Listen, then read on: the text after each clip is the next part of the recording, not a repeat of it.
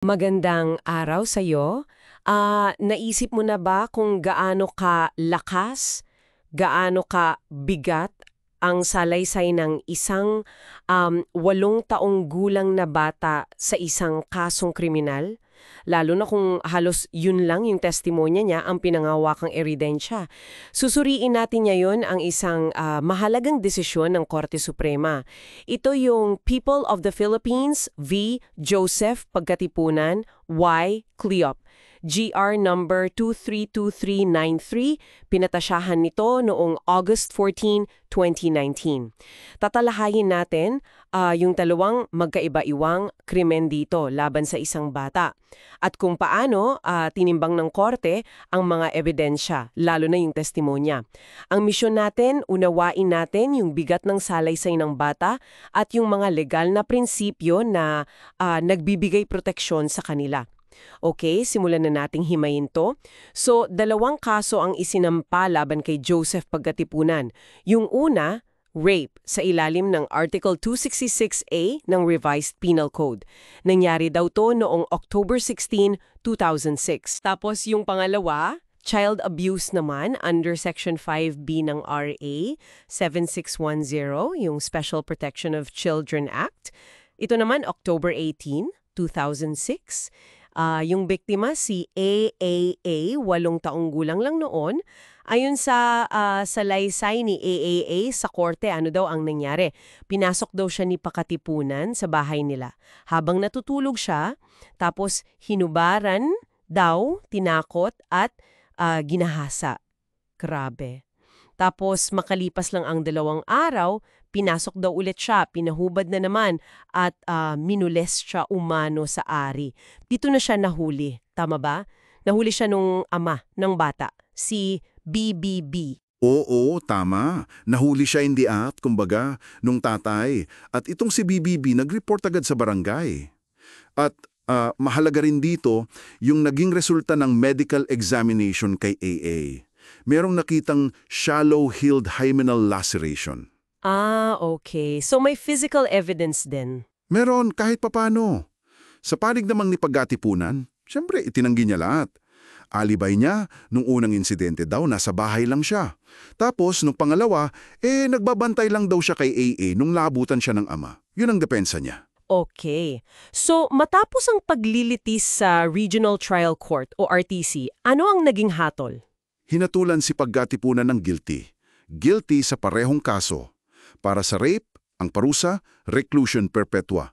Yung panghabang buhay na pagkakakulong maliban kung may parole. Tapos sa child abuse, presyon mayor hanggang reclusion temporal. Mga 6 hanggang 20 taon to, no? Tama.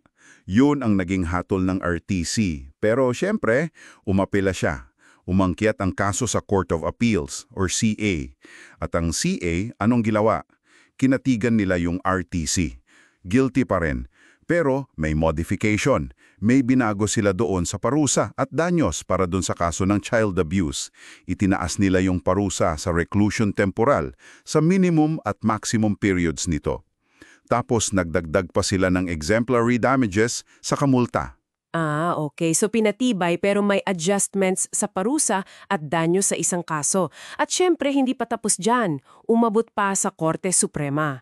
Ito na yung pinaka-final na desisyon. Ang tanong ngayon sa SC, nagkamali ba ang CA sa pagpapatibay ng conviction? Tama ba yung pagtimbang nila sa ebidensya, lalo na sa testimonya ng bata? At dito, naging malinaw ang ruling ng Korte Suprema.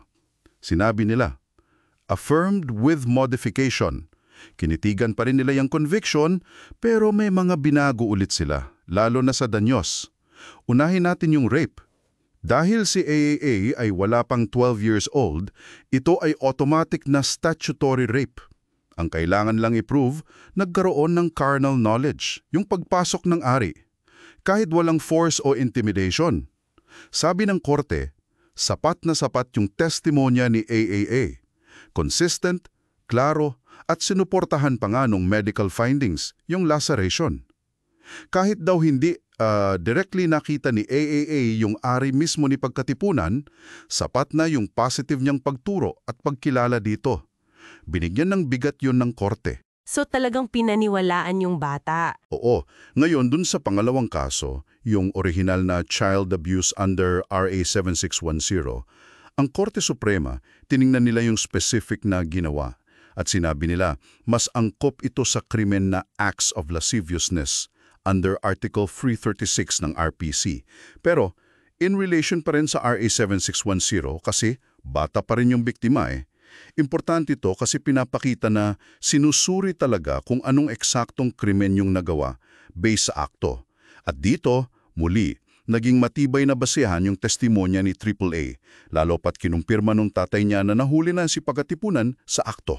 So yung alibi at denial ni Pagatipunan, mahina talaga laban sa positive identification at testimony. Eksakto. Mahinang alibay laban sa positibong testimonya, lalo na kung corroborated. Okay, eto pa yung isang interesting na point. Yung dwelling o pamamahay, paano ito nakaapekto sa kaso? Ayun, na-appreciate ito ng Korte Suprema as an aggravating circumstance. Ibig sabihin, nagpapabigat ito sa kasalanan. Kasi ginawa yung krimen sa loob mismo ng bahay ng biktima. Nagpapakita ito ng mas matinding kasamaan at kawalang respeto sa tahanan nila. Di ba? Oo nga. So anong epekto nito sa parusa? Lumaki ba? Dito nagkatalo. Sa rape, dahil yung parusa ay reclusion perpetua na isang indivisible penalty, hindi siya nahati sa minimum, medium, maximum, hindi na ito naitaas pa nung dwelling. Pero, ginamit yung dwelling bilang basehan para itaas yung mga danyos, yung civil liabilities, ginawang 75,000 pesos bawat isa para sa civil indemnity, moral damages at exemplary damages. Okay. Sa danyos, pumasok yung epekto ng dwelling sa rape case. Oo, pero sa acts of lasciviousness, dahil yung parusa na reclusion temporal ay divisible, nahahati, dito na apektuhan yung haba ng kulong. Dahil sa aggravating circumstance ng dwelling, itinaas yung parusa sa maximum period ng reclusion temporal. At itinaas din yung danyos, 50,000 pesos bawat isa para sa civil indemnity, moral at exemplary damages. Saka nagpatawa pa ng 15,000 pesos na multa. Malinaw. So, ano ang mga pangunahing aral o takeaways natin dito sa kasong to? Marami tayong makukuha dito. Unang-una, grabe yung bigat at kredibilidad na binibigay ng korte sa testimonya ng isang batang biktima. Lalo na kapag klaro, detalyado, consistent at may suporta ng ibang ebidensya tulad ng medical findings dito at yung testimonya ng ama. Pinapatunayan din ito yung special protection na binibigay ng batas sa mga bata. Ano? Ama. At yung konsepto ng dwelling bilang aggravating circumstance, malinaw na nagpapalala talaga ito ng krimen sa mata ng batas. Kung iisa-isahin natin yung mga doktrina, una, yung sa statutory rape sa batang below 12, ang kailangan lang patunayan ay yung carnal knowledge, hindi na kailangan ng force.